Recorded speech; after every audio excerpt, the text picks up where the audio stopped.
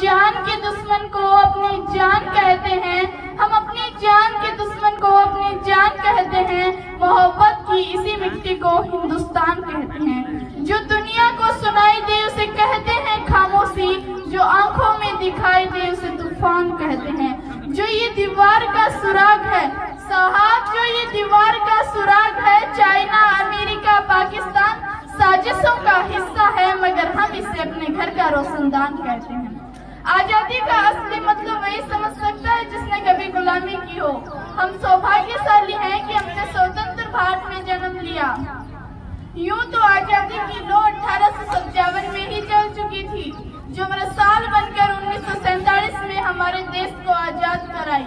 प्राचीन, मध्यकालीन और वर्तमान भारत के उदाहरणों से स्पष्ट करना चाहूंगी कि जब हम फिरंगियों के फेरों में फंस गए थे तो रंगते बसंती चोलों की एक आवाज के साथ टोलों के टोले उमड़ाते थे और उनमें से वंदे मातरम के नारों से खून में आने वाला 105 डिग्री का तूफान अंग्रेजी शासकों की जड़ों में तूफान ला देता था।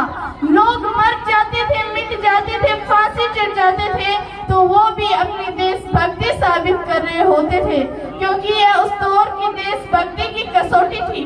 उसके बाद 62, 65 और 71 के युद्धों में अपना सुहाग गवा देने वाली औरत जब घर के हालात ये हो जाया करते थे कि प्यार भी भरपूर गया, मांग का सिंदूर गया, नन्हे नौनिहालों की लंगोटियां चली गई, छोटी छोटी बेटियों की चोटियां चली गई, बाप की कमाई गई, भाई की पढ़ाई गई।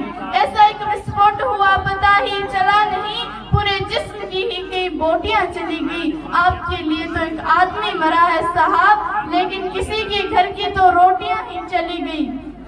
ऐसे वाले हालात पैदा हो जाने के बावजूद भी एक माँ अपनी बेटी को सरहद पर दुश्मनों की धज्जियां उड़ाने के लिए भेज दिया करती थी और उसे पत्र लिखा के ये भेजा करती थी कि अम्मा ने खत भेजा है बड़ी ही चाव से, पुत्र मेरे न घबरा जाना, 1 इंच भी पीछे न हटना, चाहे इंच इंच कट जाना, चाहे इंच इंच कट जाना। इस प्रकार पूरा परिवार